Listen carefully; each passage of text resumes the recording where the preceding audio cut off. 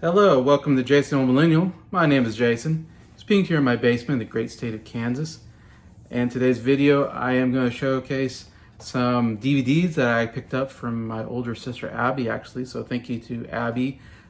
She had 2 boxes of DVDs that she didn't want anymore, and she let me look through them, see what I wanted. So of course I was excited to see what she had, see what I would put into my collection. I could showcase on the channel. Anyways, out of the 2 boxes, I picked 11 out. So wasn't a lot of choices that I wanted out of there, but there were some good ones still I got. So, and the free, so can't complain. Very appreciative of my sister. Also, my sister she let me have a shelf that she didn't need anymore. So I got to pick up this free shelf that I think she's using for DVDs and stuff. And I'm now using it for my CDs here, as you can see, which is great because I didn't have a place to put my CDs, to be honest. And I needed a CD case of some kind. So this is perfect for my CDs, and I can also put some DVDs probably on the bottom here. Anyways, and I got more CDs to put on here. But anyways, so thanks a lot to my sister anyways. But yeah, we'll get to what DVDs did I pick up and showcase. You need to tell me what you think about them. First, I'm gonna go with a TV show that I enjoy quite a bit that I picked up 2 seasons of from my sister, and that is the Game of Thrones. I've got season 1 on Blu-ray. She had a Blu-ray of that. She didn't need because she already had it, I guess.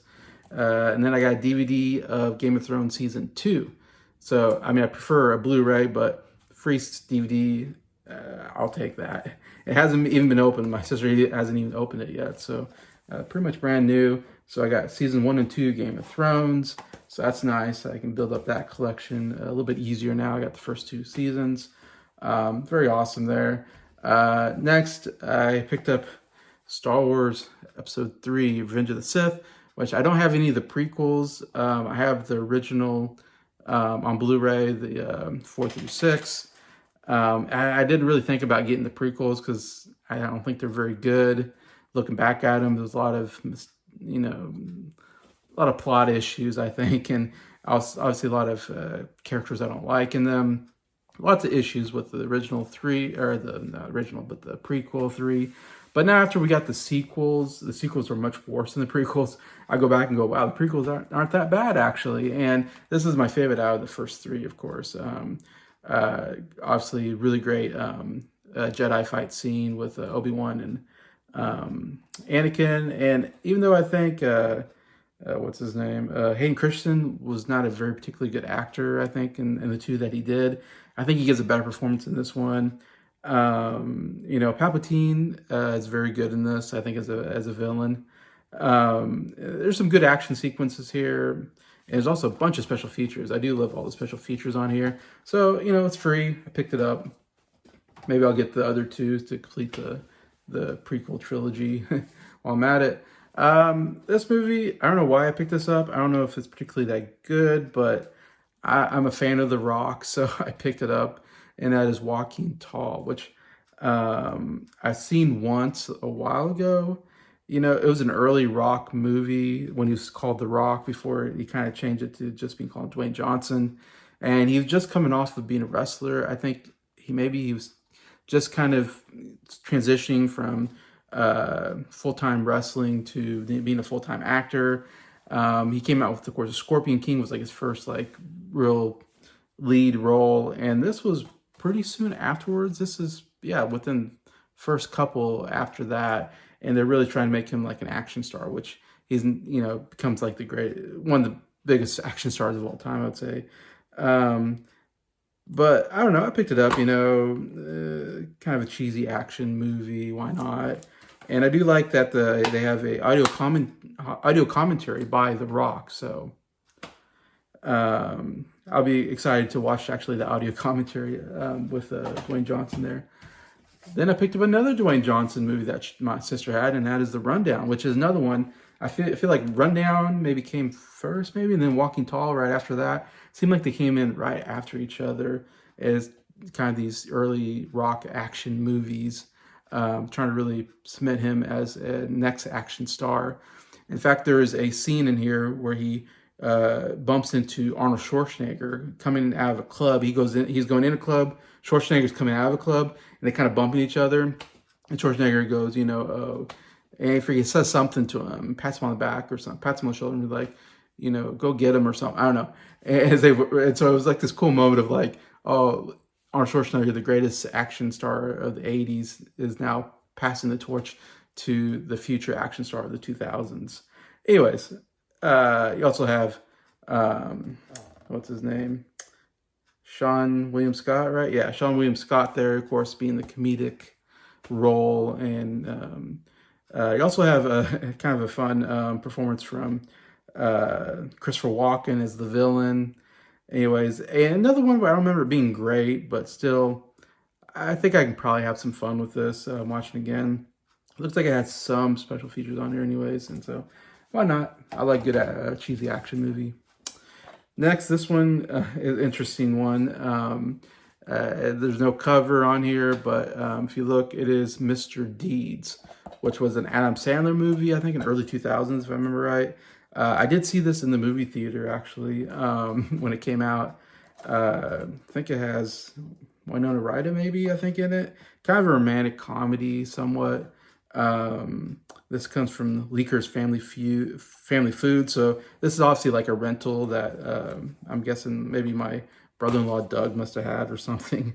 And just they kept or whatever. So there's see the DVD there, Mr. Deeds. Adam Sandler. Now, Adam Sandler, he can definitely it's full screen, so I'm not crazy about full screens, but he can be very obnoxious. He could be kind of off-putting.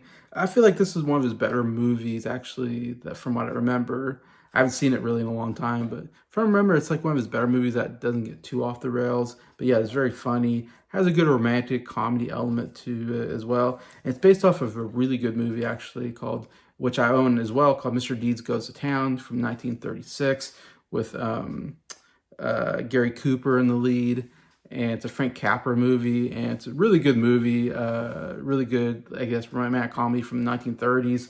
It's one of the oldest movies I have in my Blu-ray collection, but I have that Blu-ray. Really good movie, better than this, but still, it has elements from the original in here for sure. And Adam Sandler is overall very likable.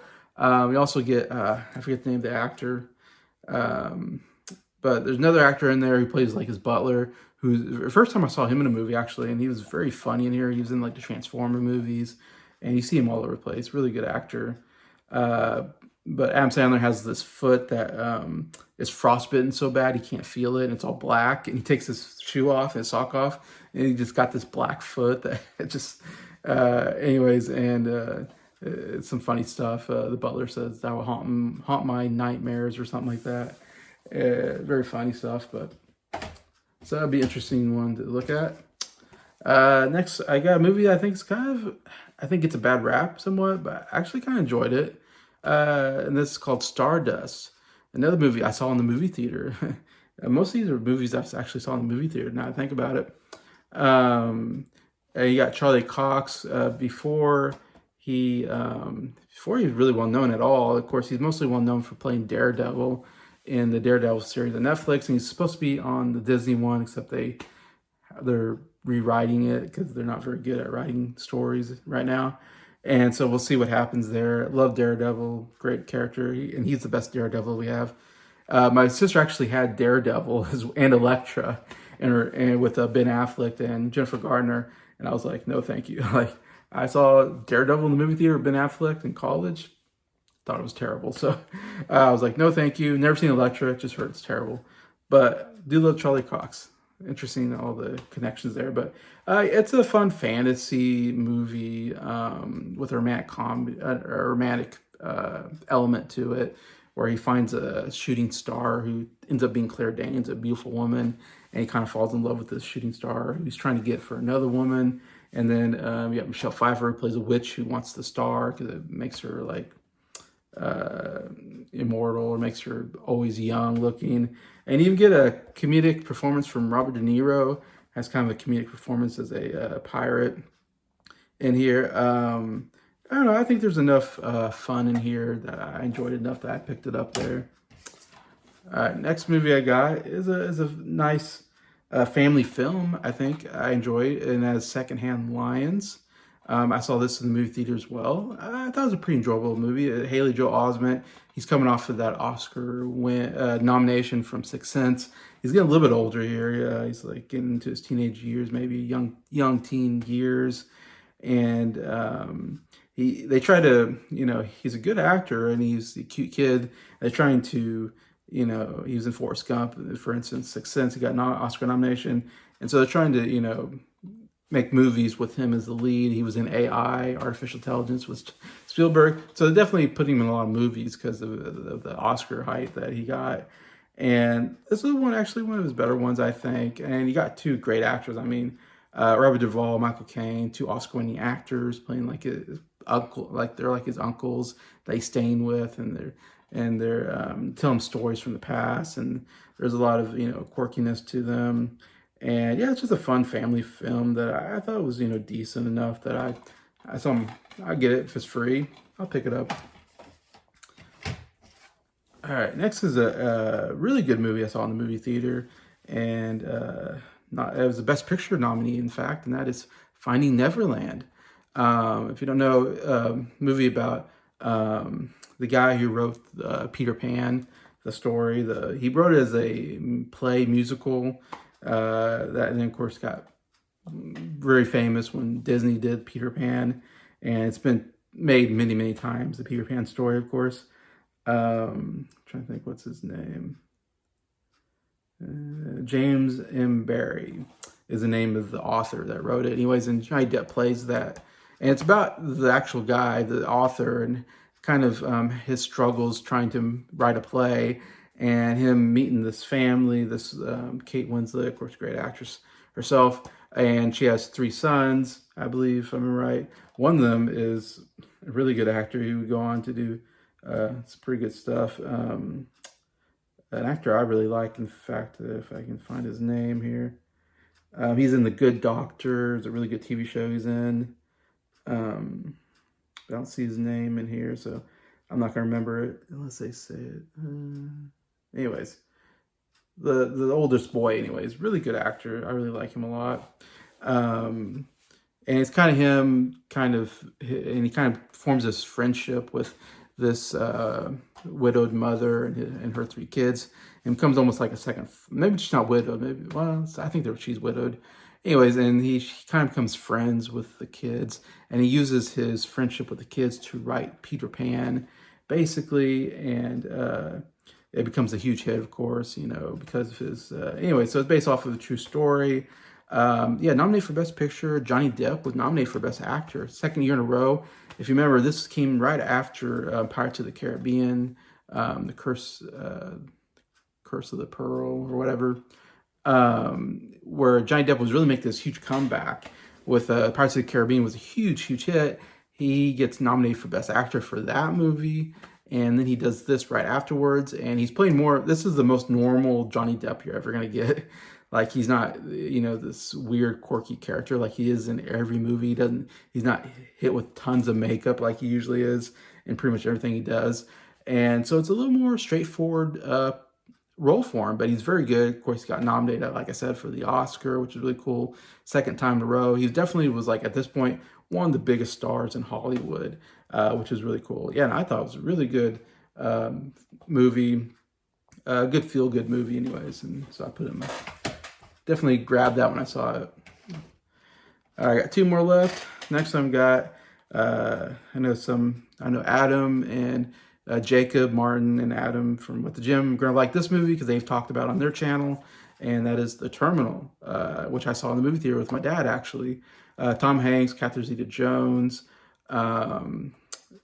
It's a Steven Spielberg movie, in fact. It's not one of his most well-known movies. It's not one of Tom Hanks' most well-known performances, but I really like this movie. When I saw it in theater, I really enjoyed it. Tom Hanks plays it's kind of based off of very slightly based off of a true person, but he's kind of from a foreign country. I think here they made up the foreign country he's from. So it's kind of made up, but he's from a foreign country, and his foreign country is going through like a civil war, so he can't get back to his country, or his passport is declined or something like that, so he can't get through the airport because he's traveling to the United States actually, and he can't get through the airport, and so he has to live at the airport, and that's why they call it terminal, because of all that's going on. He meets Catherine Zeta-Jones, a flight attendant, and they kind of fall in love. And you get a really good performance from Stanley Tucci. I love Stanley Tucci, one of my favorite supporting actors. And this is one of the first movies I remember seeing where I was like, wow, who's that guy? He is so good. And it's Stanley Tucci. He plays kind of a jerk who's in charge of the airport, but very funny. And it's a very funny movie. It has some dramatic moments as well, some romantic moments. But Tom Hanks gives a really good performance here. Very underrated movie and performance from Tom Hanks. Definitely check it out, and definitely glad I picked this up for my sister. All right, last movie I picked up is another movie that got a lot of Oscar nominations and so forth, and I thought it was a really good movie, and that is Blood Diamond, which is a Edward Zwick movie. Edward Zwick was really kind of on fire. I felt like he's actually a really underrated, I feel like, director in some ways. He really got noticed when he did Training Day with Denzel Washington, and Denzel Washington won the Oscar for Best Actor, and that was a pretty good movie as well. He would go on to do a couple other stuff that wasn't as well known, I feel like, and this was one of his best movies that he did. Really well directed movie, really well acted. Of course, you got Leonardo DiCaprio in the lead. DiCaprio was also on fire at this time. I felt like he was getting nominated for Best Actor almost for every movie he was in. I mean, he just came off like The Aviator, I want to say. We got nominated. And he also did The Departed this same year, which is back in 2006, I believe this was. The Departed ended up winning Best Picture, and Martin Scorsese won his first Oscar. And Leo was the lead in that role and didn't get nominated for Best Actor for that role, but got nominated for this role. So Leo did two really good performances that year, two big movies, and got nominated for one of them, and that was this one. So DiCaprio is amazing. He's from South Africa, so he has a South African accent, and he's kind of this. And of course, it deals with, you know, Africa and the diamond smuggling that goes there, and him trying to help this guy, Djimon Hounsou, another really good actor who I think got nominated as well for Best Supporting Actor. And he's looking for a son who got kidnapped and is forced into a child army by a warlord. So he's looking for a son, and he's kind of helping him. Yeah, really, really excellent kind of thriller movie. Yeah, definitely, if you haven't seen it, definitely watch Blood Diamond. So those 11 movies, like TV shows, that I picked up. Feel free to comment. What do you think? What was your favorite out of that list? Should I have grabbed some of those? Should I not have? Whatever. Love to read your thoughts on those. And just thanks for watching. See what I added to my collection here. And again, hope everybody had a great Thanksgiving. And thank you to everybody who subscribed to my channel. Appreciate you all. And thank you for watching this. I really appreciate you. And I hope you have a good weekend.